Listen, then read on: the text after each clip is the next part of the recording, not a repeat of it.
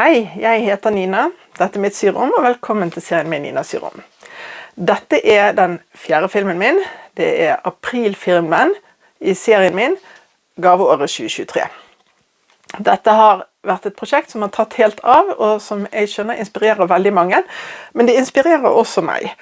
Konseptet er altså at vi skal sy en gave i måneden for å kanskje komme i mål til jul, men hvis vi syr litt hver måned, så kommer vi jo i mål til veldig mange andre ting som vi ønsker å gi vekk også. Du kan også være med i dette prosjektet uten at det er søm, men at det er andre håndarbeidsteknikker. Poenget er egentlig bare det at vi kommer i gang med gaveproduksjonen vår tidlig i året, sånn at vi ikke sitter på lille julaften og tenker søren nå fikk jeg ikke sydd eller laget det jeg skulle, og det var jo det som hentet meg i fjor. Og veldig mange andre år. Ok, jeg vil bare si et par ting, fordi at forrige måned så tipset jeg om prosjektmappen som jeg har laget mønster på. Link til alle de foregående idévideoene, de finner du under her i kommentarfeltet på YouTube. Så ta og sjekk den informasjonen hvis du har lyst til å se de andre, for de er strengt tatt ikke sesongbetonte egentlig, sant? Så du kan jo se de når du vil.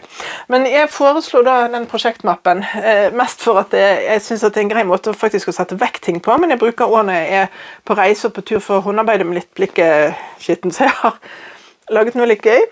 Jeg har laget en som det heter Pågår. Og her har jeg lagt oppi en genser, eller en t-skjorte som jeg har begynt å strikke, som jeg vet at jeg ikke får strikket ferdig på en god stund, fordi at jeg har begynt på en jakke til mannen min. Så denne må bare settes vekk. Men nå setter jeg den vekk med stil, i stedet for å sette den vekk i en skikkelig sånn, ja, som regel så er det jo handleposer det går i da, når jeg dytter det vekk. Og det andre er at jeg har laget en som heter Neste BH. Mange av dere som er med i gruppen min har blitt med fordi at jeg har alle mine gratiskurs om å sy BH. Og jeg skal være ærlig og si det at jeg gikk litt i metning etter å ha kjørt. Jeg kjørte vel over 6 intense kurs i både hvordan du skulle sy og designe og tilpasse din egen BH. Så jeg har faktisk ikke sydd BH-er til meg selv på, det er jo faktisk, det må være over et år nå. Og så tenkte jeg det er veldig dumt, for jeg har faktisk mengder med BH-stash som jeg har kjøpt inn fra nettet. Så jeg har nå laget meg denne her mappen som heter Neste BH. Og oppi der så skal jeg legge alt jeg trenger. Altså dere ser jo den blonden jeg har tenkt å bruke på den neste. Alt jeg trenger av strikk og bånd og hekter og kroker og metall og alt sammen skal oppi her. Pluss mønster. Sånn at det er klart til neste gang jeg har lyst til å gå på syrommet og sy noe gøy, så tar jeg bare den ut, og da er alt klart. Så skal jeg være flink. Når jeg da har sydd den, så skal jeg fylle den igjen. Det betyr ikke at jeg skal sy den med en gang, men det betyr det at jeg har alt jeg trenger uten å tenke for mye på det til gangen etterpå, så jeg vil sy en BH. Så denne er jeg litt stolt av, den skal jeg holde fast ved, og så skal dere også få lov til å være med og se når jeg syr disse BH-ene, altså. Så det kommer. Nå skal vi i gang med tipsene for april.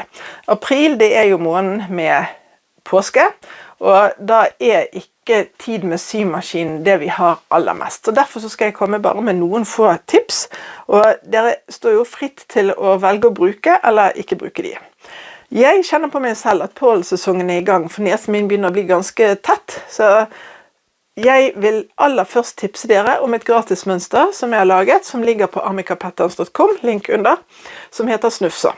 Det er rett og slett et fint lite trekk som du kan ha i vasken din, og fylle med sånne Kleenex-papir eller sånn tørkepapir.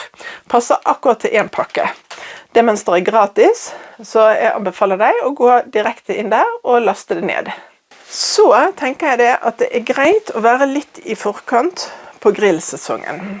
Og da vil jeg tipse om et annet mønster jeg har laget, og nå er det nesten pinlig å vise frem min, men dette er noe som heter potetbakeren.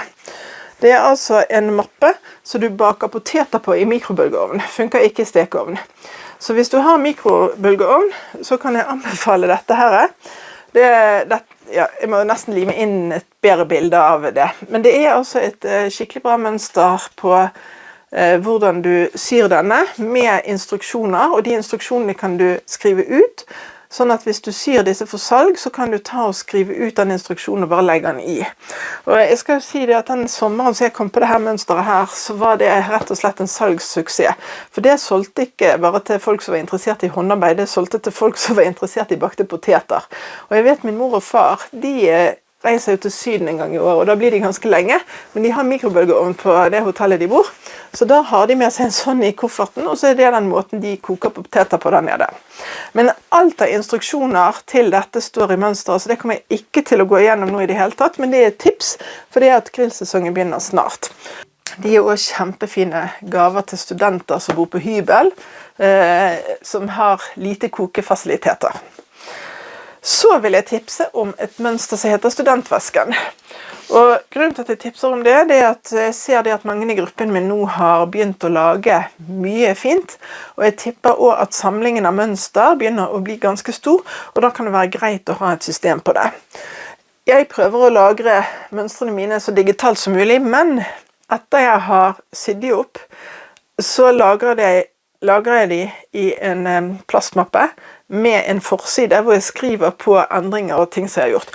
Og da har jeg et forslag, og det er denne som jeg har kalt studentvesken, som rett og slett inni her så kan du ha både, nå skal jeg se, min er litt tung da, for her er jo min fylt med, unnskyld, den er jo da fylt med mønsterdeler på mine favorittting. Jeg har satt inn fargekartet til sånne kamknapper, og så er favorittmønstrene mine, de som jeg går og bruker hele tiden, de er alle inni her, så vet jeg hvor de er. Og de som jeg bruker særdeles ofte, de har jeg laget pappmaler på, og lagt i denne første permen her. I mønsteret så får du jo også mønster på et sånt pennal som du kan ha inni, og så er det jo plass til notatbok og kulepenn. Men det er et tips, jeg synes den er veldig praktisk, og hvis jeg skal på hytten, det er jo ikke visst, det er jo når jeg reiser på hytten, hvis jeg skal i løpet av sommerferien da vet at nå kommer jeg til å sy opp noen av disse tingene som jeg syr ofte, så tar jeg bare med meg hele mappen, og da er det i orden. Ok, så et strikketips. Dette er et trekk som heter, et koppetrekk som heter vinterkos. Det har jeg laget, jeg synes selv det er et veldig fint trekk, og du ser den fletten på det mønsteret. Den strikker du uten flettepinne. Så det er litt artig. Dette trekket er veldig raskt å strikke. Jeg tipper hvis du kjøper et sånt nøste med babyull, så får du 4 til 5 trekk på ett nøste. Så kjøper du kopp til, setter i knapper, og så er det en kjempefin måte å sesongpynte en kopp. Jeg har gjort dette til jul. Da har jeg faktisk, jeg har ikke tall på hvor mange sånne jeg har laget. Før så drev jeg og solgte på sånn Huslydslaget sin julemesse. Da laget jeg disse koppene, så laget jeg kakaopinner, og så satt de i en litt sånn fin pyntet pose med instruksjoner til hvordan de skulle gjøre det. Jeg har i mange år nå tenkt at jeg skulle strikke dette trekket i gult også, sånn at jeg har til påske. Et lite tips når det gjelder kopper her, det er at prøv å se etter kopper som er så rette som mulig. Hvis de går alt for skrå sånn, så vil bare koppetrekket skli ned og ende i bunnen. Du kunne sydd på en sånn liten antisklistrikk i toppen, men et tips er å prøve å ha så rett kopp som mulig, for da holder trekket seg på koppen. En annen ting her er at på alle de jeg har laget, så har jeg trukket knapper selv med stoff for å sy på i matchende stoff og trådfarge på den som jeg har strikket. Og hvis du ikke allerede har sett den filmen min om hvordan jeg trekker knapper med sånn knappetrekkutstyr og bare en hammer, så anbefaler jeg at du tar en titt på den også, og den også linker jeg under her. Når det kommer til disse kakaopinnene, så laget jeg i sin tid en oppskrift på det også. Så den ligger på bloggen min. Da må du gå på ninasyrum.no, og så på øverste linjen der så finner du blogg. Og hvis du går inn der og søker på kakaopinne, så kommer oppskriften opp. Hvis du er på mobiltelefon, så er det et eller annet som ikke funker, så da må du gå helt til bunnen av siden og bruke søkefeltet der. Det var de tipsene jeg hadde for april. Jeg er veldig spent på å se hva dere har lyst til å ta med dere videre av dette, om det blir noen nye diller her. For allerede så ser jeg jo det at hevehåndkle og disse twistskålene har jo tatt helt av, og det synes jeg er så gøy.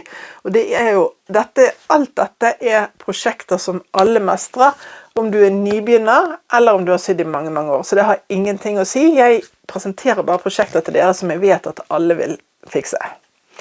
Da ses vi igjen om en måneds tid til ny film i serien om gaveåret. Da det jo tipsene mine for mai som skal presenteres.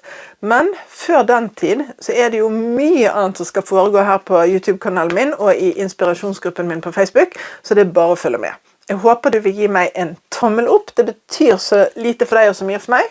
Og så ses vi veldig snart igjen. Ha det bra!